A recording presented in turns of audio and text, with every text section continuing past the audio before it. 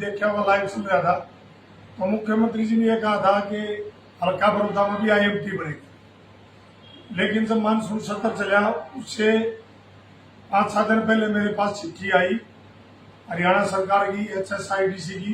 ये चिट्ठी आई और ये चिट्ठी आई मेरे पास 8/8/2025 को, और उन्होंने चिट्ठी में लिखा कि जो हल्का बड़ौदा में IMT बननी थी उसके लिए हमने जो जमीन की बात करी वो पर्याप्त मात्रा में मुझे जमीन नहीं मिली, और जो मिली भी तो उसके रेट बहुत ज्यादा बताए गए। ये एक बहाना है। इस बहाने के कारण हल्का बड़ौदा के लिए, मैं कहूँ से सोनीपत जिले के लिए, कहूँ से गोवाना के लिए एक बड़ा भेदभाव सरकार ने लगातार 11 साल से किया। और अब भी मैंने विधानसभा में मुख्यमंत्री जी से कही, जब भी कही थी मुख्यमंत्री जी ने कि आप जमीन दिलाना, हम IMT बनवाएंगे। मैं आज भी आपके माध्यम से सरकार से कहना चाहूंगा कि जमीन दिलाने के लिए मैं तैयार हूं। आप नियत और नीति ठीक करें, भेदभाव की बात ना करें। विधानसभा में भी मैंने कहा कि जमीन मैं दिलाने के लिए तैयार हूं, और जमीन के मैंने नाम भी बताए। चकोड़ा गांव की जमीन है, गढ़वाड़ की जमीन है, बनवासा की है, बड़ौदा की, 4 गांव की ऐसी जमीन है जो किसान के लिए, फसल के लिए भी ठीक नहीं। और सबसे अच्छी बात यह है कि जम्मू कटरा से 6 किलोमीटर की दूरी, 152D से 10 किलोमीटर की दूरी पर जमीन देने के लिए हम तैयार हैं। लेकिन माननीय मुख्यमंत्री ने एक जमीन का बहाना लेके जो ये चिट्ठी भेजी, इसलिए मैंने आप सारे साथी बुलाए ताकि पूरे क्षेत्र को, सोनीपत जिले को, गोवाना को यह पता चले कि हमारे साथ सरकार भेदभाव। रही फिर दूसरी बात, विधानसभा के सत्र था और सबसे जो बड़ा मुद्दा था कानून व्यवस्था। उस पर आपने देखा कि हमने जब चर्चा करी और सवालों से भागते दिखाई दिए, और जब मैंने गोवाना का जिक्र किया तो दुर्भाग्य था कि जो गोवाना का विधायक और मंत्री वो भी सदन में खड़ा हुई ये कहने लग गया कि गोवाना में ऐसा कुछ नहीं, ना फिरौतियां मांगी जा रही, ना कोई डकैतियां हो रही। ये बड़ा दुर्भाग्य था। और जोर से नाम पूछने लगे कि गोवाना से कौन सा परिवार ऐसा था कि जो पलायन कर गया। बहुत सारे आपने देखा जो हमारे व्यापारी यहाँ थे गोवाना में, उन्होंने पलायन करने का भी काम किया, और ये गोवाना क्षेत्र के लिए बहुत बड़ी दुर्भाग्य की बात है। और भी बहुत सारे मुद्दे थे, चाहे हमने खेल खिलाड़ी की बात करी, जो भी बात करी, हर मुद्दे पर आपने देखा कि सरकार बस्ती दिखाई दी। एक बहुत बड़ा मुद्दा है जो हमारी तो सत्ता ही चोरी हो गई हरियाणा प्रदेश की, सरकार चुरानी, जो वोट चोर का जो मुद्दा है वो साबित हो गया। और मैंने षड्यंत्रकारी भी सरकार इसको कहा। आपने देखा कि विधानसभा में अब की बार क्लियर हुआ, हमारे एक विधायक ने सवाल लगाया था कि आपने जो पीले गुलाबी कार्ड कितने बनाए, तो सरकार ने जब चुनाव से पहले 8 लाख कार्ड बनाए, 8 लाख परिवारों के, और उसके बाद जब इलेक्शन हो गया, सरकार बीजेपी की आ गई, तो 11.5 लाख राशन कार्ड काटे गए, गुलाबी पीले कार्ड। एक षड्यंत्रकारी सरकार बड़ी। आपने देखा कि 1 पॉइंट से भी कम परसेंटेज से पॉइंटों में सरकार बनी और 22,000 वोटों से हमारी, और 8 लाख परिवारों का आप अंदाजा लगा सकते हो कि पूरा हरियाणा प्रदेश में अगर औसतन एक विधानसभा में औसत लगाओगे तो लगभग 4 से 4,500 वोट एक विधानसभा में। 8 लाख जो राशन कार्ड बनाए, उनके जो लोग हमने बात करी थी, उनको जो राशन दिया गया, उसके कारण आज ये षड्यंत्र की सरकार बनी। वोट चोरी की भी यही बात है। और आज जो 11.5 लाख जो राशन कार्ड काटे गए, सरकार ने वो भी जवाब नहीं दिया गया।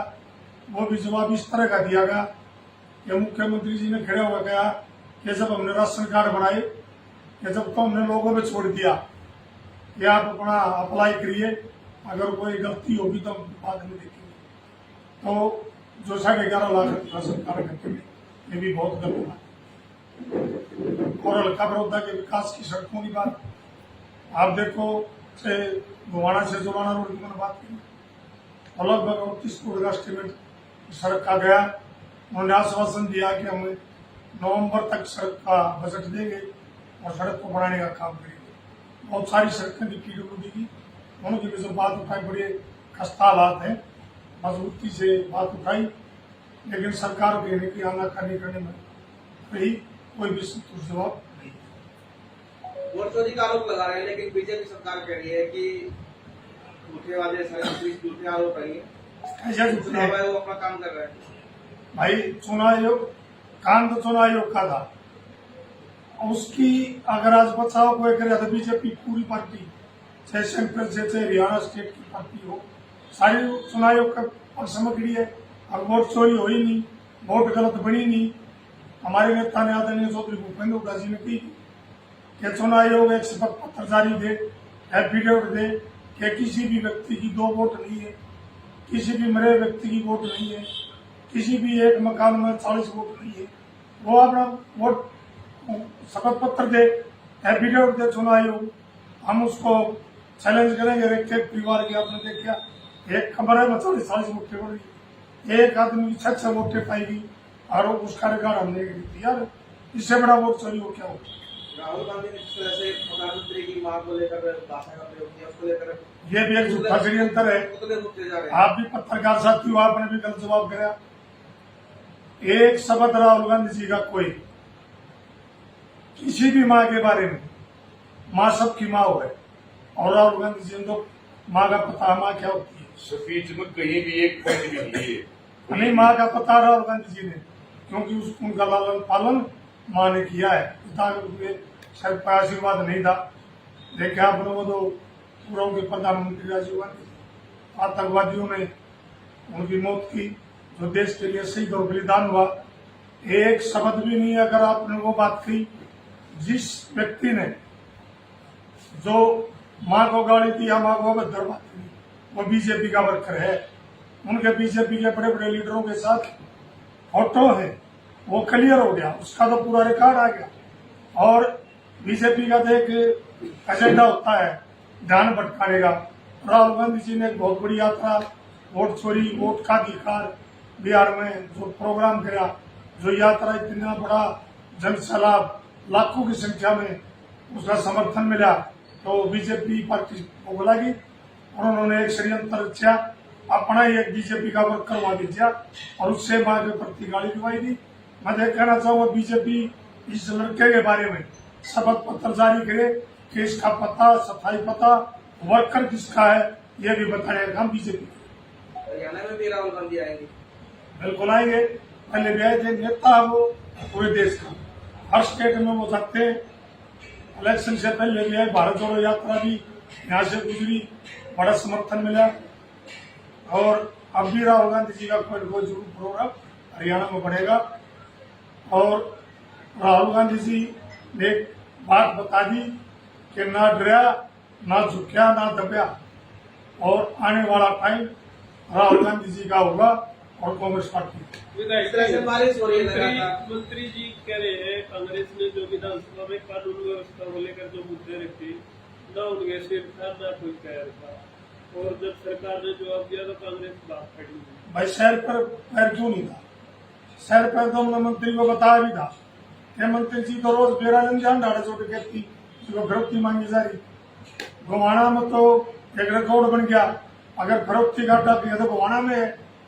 यहाँ की पुलिस पता नहीं क्या कर रही है। यहाँ आपने देखा जिप्सी पे जो गन लगा के पूरे गोवाना की गश्त करी जा रही है। अरे फिर भी मंत्री जी ये बात करे, यहाँ तो किसी रिकॉर्ड की जरूरत नहीं, किसी को प्रमाण पत्र की जरूरत नहीं। गोवाना में तो कश्मीर जैसे हालात है और मंत्री जी ये बात करे। मंत्री जी सत्ता के चूर में है, मंत्री जी को लोगों से कोई लेना देना नहीं, लोगों से कोई समाज से, कोई विकास से, किसी बात से लेना देना नहीं। मंत्री जी ने तो पश्चिमी बाईपास का भी जिक्र नहीं किया विधानसभा में।